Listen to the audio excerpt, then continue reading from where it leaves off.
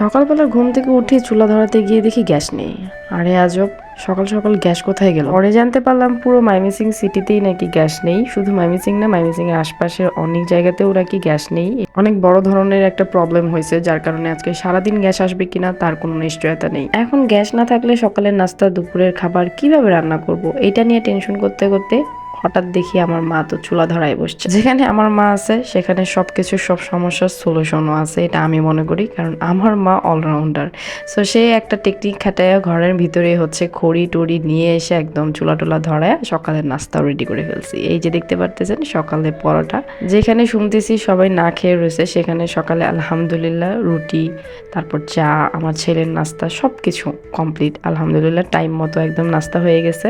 এরপর চলে গিয়েছিলাম বারান্দায় একটু গাছে পানি দেওয়ার জন্য। যদিও আমি গাছে পানি প্রতিদিন যে দিই তা না, এটা আমার বোনও করে, আমিও করি, সবাই মিলে ঝুলেই করি আর কি। তো আজকে ভাবলাম আমি একটু গাছে পানি দিয়ে দিই, যেহেতু বাসায় আমার ছোট বোন অসুস্থ, আমার আম্মু অসুস্থ।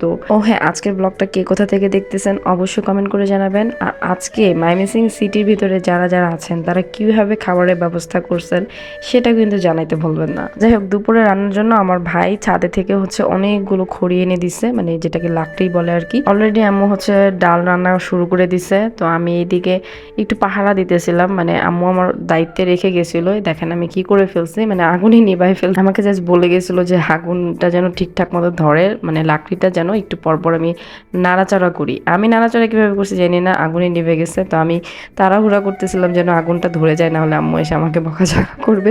এই হচ্ছে আমার কাজের নমুনা, কি বলবো, আসলে মেয়ে মানুষদের না সব কাজ জানতে হয়। যাই হোক, এরপর আম্মু বললো যে আমাকে কয়েকটা পেঁয়াজ কেটে দাও, আমি যেহেতু ভালো পেঁয়াজ কাটতে পারি, মানে আমাদের বাসায় অন্তত আমি একটু ভালো পেঁয়াজ কাটতে পারি। বিশ্বাস করবেন কিনা জানি না, বিয়ের আগে আমি পেঁয়াজটা ঠিক মতো ছিলতে পারতাম না, ছিলতে গেলেও আমার প্রায় 5 মিনিট সময় লেগে যেত।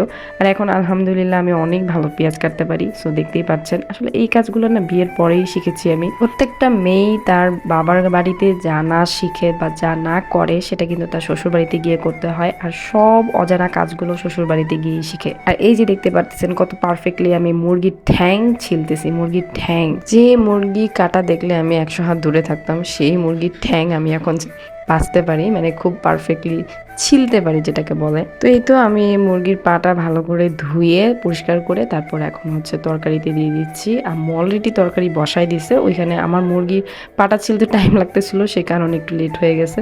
যাই হোক, ব্যাপার না, আমি এখন দিয়ে তারপর আম্মু বললো একটু নাড়াচাড়া করে দিতে, নাড়াচাড়া করতেছিলাম। তারপর আম্মু বললো বাটিতে পানি আছে, সেই পানিটাও দিয়ে দেওয়ার জন্য। তো এই তো ঝোল হিসেবে পানিটা দিয়ে দিলাম, এখন হচ্ছে ঢেকে। কিছুক্ষণ পর এসে দেখি যে মুরগির মাংসটা বেশ ভালো রান্না হয়ে গেছে মোটামুটি। এরপর আম্মুর জন্য হচ্ছে মাছের তরকারি রান্না করলো, যেটা মাছের ভুনা হয় আর কি।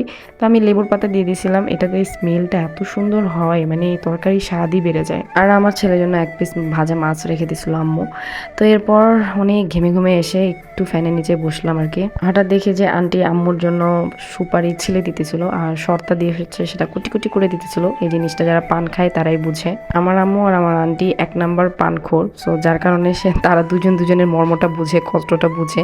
তো যাই হোক, ইরবাজের সাথে একটু দুষ্টামি করার পর দুপুরে গোসল টোসল করানো শেষ, ফ্রেশ ট্রেশ করিয়ে আমি নামাজ পড়ে তারপরে এই তো ছেলের সাথে একটু স্ন্যাপ নিচ্ছিলাম তোমাদের সাথে শেয়ার করবো বলে। ইরবাজ না কোনোভাবে ক্যামেরার সামনে আসতে চায় না, সে এত শাই ফিল করে আর এত দুষ্টামি করে, মানে তারা আমি আনতেই পারি না। যাই হোক, দুপুরে খাবারটা নিয়ে নিলাম আলহামদুলিল্লাহ। সকালের নাস্তা, দুপুরের খাবার সব ঠিকঠাক মতো হয়েছে, গ্যাস না থাকার পরেও। কারণ বাহির থেকে খাবার আনতে গেলে আমরা যেহেতু বাসায় মানে মোটামুটি 5 জন, সো অনেক বেশি খরচ পড়ে যাবে। আর বাইরে আজকে হোটেলে ভাত পাওয়া যাবে কিনা সেটাও জানি না, যেহেতু পুরো সিটিতেই গ্যাস নেই। যাই হোক, আমার ছেলে কি যেন একটা কারণে কান্না করতেছিল আর আমি ভিডিও করতেছিলাম। তোমাদের সাথে একটা কেক রিভিউ শেয়ার করি। এটা ছিল একটা চকলেট কেক, আর আমার খুব খেতে মন চাইতেছিল হঠাৎ করে। পেজ নেম হচ্ছে তাজিন পেস্ট্রি কর্নার, সো তোমরা চেক আউট করতে পারো, আমি ক্যাপশনে হচ্ছে তাদের পেজটা মেনশন করে দিব। এত টেস্টি কেকটা, এত টেস্টি, মানে ওনার প্রত্যেকটা কেকই 100-এ 100 একদম টেস্ট আমি পাই। আমি তোমাদের হাইলি রেকমেন্ড করতেছি, যারা ময়মনসিংহ এর ভিতরে হোমমেড কেক চাও তারা ওনার কাছ থেকে একবার নিয়ে দেখতে পারো। যাই হোক, আজকের জন্য এই পর্যন্তই। টাটা, বাই বাই, আল্লাহ হাফেজ।